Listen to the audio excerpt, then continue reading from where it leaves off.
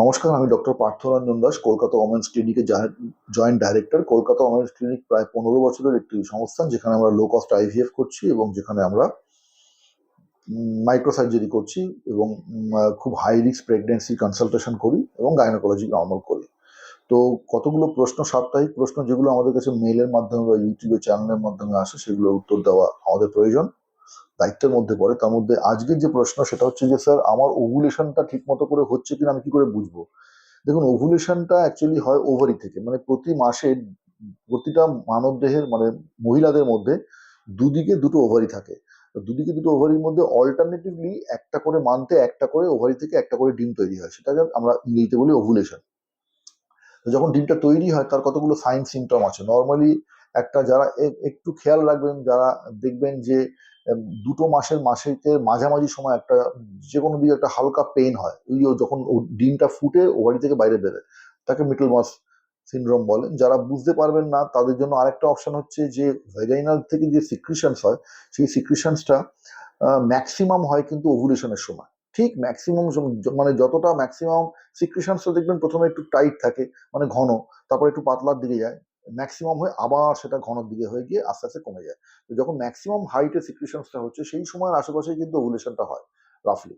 Number 3 হচ্ছে, এটা documentation করতে চাইলে ওভুলেশনে আপনি এলএইচ কিট ইউজ করতে পারেন। এলএইচ একটা হরমোন, যে হরমোনটা যে আপনার যে ইউরিন, সেখান থেকে যখন আপনি টেস্ট করছেন, যেমন আমরা প্রেগনেন্সি টেস্ট করি, তার ঠিক 12-13 দিনের মাথা থেকে সে যদি রোজ একবার করে ইউরিন টেস্ট করতে থাকে, যখন এলএইচ কিট পজিটিভ হবে তখন ডবল দাগ দেখাবে। ডবল দাগ দেখালে পরে তার মানে সেই সময় আপনার এলএইচটা, হরমোনটা ইউরিনের মধ্যে এসে গেছে, মানে ম্যাক্সিমাম রাইজ হয়ে গেছে। তার পরের দিনকেই ওভুলেশন হওয়ার কথা। সেরকম ভাবেই রাফলি আপনি আন্দাজ করতে পারেন।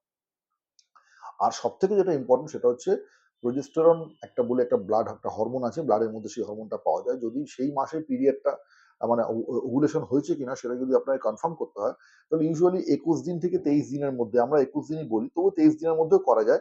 যদি প্রোজেস্টেরন অ্যাসে করেন, তাহলে রাফলি 3 ন্যানোগ্রামের উপর হলে পরেই আমরা বলি যে তার কিন্তু ওভুলেশন হয়েছে।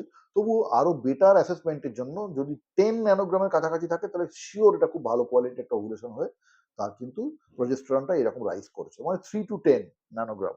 এই কটা জিনিসের মাধ্যমে আমরা কিন্তু বুঝতে পারি যে তার ওভুলেশনটা হয়েছে। এবার ওভুলেশনের পরে রাফলি আমরা তাকে, তারা নর্মাল ট্রাই করছে অথচ তার প্রেগনেন্সি আসছে না, তখন আমরা সেই অনুযায়ী দেখে নিতে হবে যে তার টিউবটা ব্লক আছে কিনা, হাজবেন্ডের স্পার্ম কাউন্ট ভালো আছে কিনা, ইমপ্লান্টেশনে অন্য কোনো প্রবলেম হচ্ছে কিনা, তার এগসের কোয়ালিটি ভালো আছে কিনা, সেগুলো আমরা অ্যাসেস করি। এটা গেল মোটামুটি একটা বিষয়, প্রশ্ন উত্তর। পরের প্রশ্নটা হচ্ছে যে, স্যার আমার 6 সপ্তাহের প্রেগনেন্সি চলছে, আমার আইভিএফ করে প্রেগনেন্সি এসছে, কিন্তু এখনো কোনো ইয়ক সাক দেখা যায়নি ট্রান্সভ্যাজিনাল আল্ট্রাসোনোগ্রাফি করেও। হ্যাঁ, ট্রান্সভ্যাজিনাল আল্ট্রাসোনোগ্রাফি করে যদি 6-7 সপ্তাহতেও কোনো ইয়ক সাক দেখা না যায়, তার মানে এই প্রেগনেন্সি কোয়ালিটি ভালো নয়। এই pregnancy is not going to stay. যেমন জামা কাপড়ের কোয়ালিটি হয়, তেমনি প্রেগনেন্সিরও কোয়ালিটি হয়। এই প্রেগনেন্সির যে কোয়ালিটি, সেটা আসে এমব্রায়ো থেকে। যদি এমব্রায়ো গুড কোয়ালিটি হয়, তাহলে কিন্তু সেখান থেকে ভালো টাইপের প্রেগনেন্সি আসার চান্স। তাতে একটা সুন্দর স্যাক তৈরি হবে, তার মধ্যে ফিটাল পোল আসবে 6 থেকে 7 সপ্তাহের মধ্যে। তবে হ্যাঁ, যদি এটা ট্রান্স অ্যাবডোমিনাল হয়, মানে পেটের উপর থেকে আল্ট্রাসোনোগ্রাফি, আমি বলবো আরো 10টা দিন ওয়েট করে যেতে। কারণ আল্ট্রাসোনোগ্রাফিতে অনেক সময় উপর থেকে দেখলে পরে বোঝা যায় না, আরো 10 দিন ওয়েট করলে পরে ভালো। থার্ড কোয়েশ্চেন হচ্ছে যে, স্যার আমার ট্রান্সফারের সময় প্রচুর জল খাওয়ার জন্য কি খুব অসুবিধা হয়েছিল? আমার ট্রান্সফারটায় খুব অসুবিধা হয়েছে। এটার আইডিয়াল উপায় কি? হ্যাঁ, এটা খুব ভালো প্রশ্ন করেছেন। 99% আইভিএফ সেন্টারই কিন্তু ট্রান্স অ্যাবডোমিনালি আল্ট্রাসোনোগ্রাফিতে প্রেস করে আমরা দেখি ইউটেরাসটা কোথায় আছে, এবং সেই অনুযায়ী ট্রান্সফার ক্যাথেটারটা তার মধ্যে দিয়ে পাস করানো হয়। যদি জল খেয়ে থাকে পেশেন্ট, তাহলে তার ইউটেরাসটা একটা স্ট্রেট লাইনের মধ্যে থাকে, যার জন্য ট্রান্সফার করাটা খুব ইজি হয়। সেই জন্যই আমরা, ডাক্তারবাবুরা বলেন যে জল খান, কিন্তু জল এতটা অবধি খাবেন না যাতে আপনার ডিসকমফোর্ট হয়।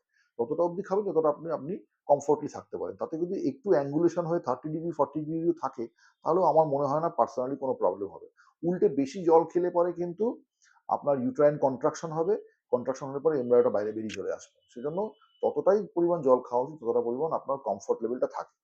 অনেকে প্রশ্ন করছেন যে, ডাক্তারবাবু আমি এটা, এই যে প্রসিডিওরটা, এটা কি খুব পেইনফুল? একদমই নয়। এটা কোনো অ্যানাস্থেসিয়া লাগে না। এটা একটা হার্মলেস প্রসিডিওর, যাতে কিনা একটা ট্রান্সফার ক্যাথেটারের মাধ্যমে এমব্রায়োটাকে লোড করে খালি আল্ট্রাসোনোগ্রাফি গাইড করে ইউটেরাসের মধ্যে একটা পারফেক্ট জায়গায়, ম্যাক্সিমাম ইমপ্লান্টেশন পয়েন্ট বলি, সেখানে আমাদের ট্রান্সফার করে দেওয়া হয়। জাস্ট এমব্রায়োটাকে রিলিজ করে দেওয়া হয়। বাকিটা nature will take its own course. আপনার হাত নেই, আপনি কিছু করতে পারবেন না চিন্তা ভাবনা করে। টেনশন করবেন না, নরমালি বাড়ি যাবেন। অনেকে জিজ্ঞেস করে, "আমি কি উপরে সিঁড়ি দিয়ে উঠতে পারবো?" হ্যাঁ, উঠতে পারবেন, কোনো অসুবিধা নেই। এরকম কোনো ব্যাপার নেই যে উপর দিকে উঠলেন বলে, দাঁড়ালেন বলে ঝুপ করে এমব্রয়ডারিটা বাইরে বেরিয়ে গেল। কখনোই হবে না। অনেকে ট্রান্সফারের পরে উঠতে চায় না, বলে ১০ মিনিট শুয়ে থাকো। এরা অ্যাবসোলিউটলি বেসলেস। আমার তো মনে হয় সঙ্গে, সঙ্গে ট্রান্সফারের পরে উঠে গেলেও কোনো অসুবিধা নেই। যার প্রেগন্যান্সি গুড কোয়ালিটি এন্ডোমেট্রিয়াম হয়েছে, গুড কোয়ালিটি এমব্রায়ো আছে, তার প্রেগন্যান্সি এমনিও থাকবে। কোনো বেড রেস্টের আলাদা করে কোনো প্রয়োজন নেই। কারণ এটা যত বেশি স্ট্রেস থাকবেন, আপনি শুয়ে থাকবেন, দেখুন একটা লোককে যদি, একটা সুস্থ লোককে যদি আপনি শুয়ে রাখেন সারাদিন, তার মাথায় নানা রকম স্ট্রেস আসবে।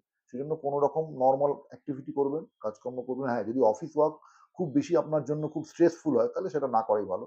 মোটামুটি ১১ দিন ১২ দিনের মাথায় তো টেস্ট হয়। আমরা তো সব ব্লাস্টোসিস ট্রান্সফার করি। সেজন্য তাও আমি রাফলি বলি মোটামুটি ১৫ টা দিন ঘরের মধ্যে থাকবেন। যদি বেশি স্ট্রেসফুল ওয়ার্কস বাড়িতে অফিসে হয় তাহলেই। না হলে পরে আপনি অফিস যেতে পারেন, কোনো অসুবিধা নেই। নরমাল লাইফ লিড করুন, নরমাল খাওয়া-দাওয়া করুন।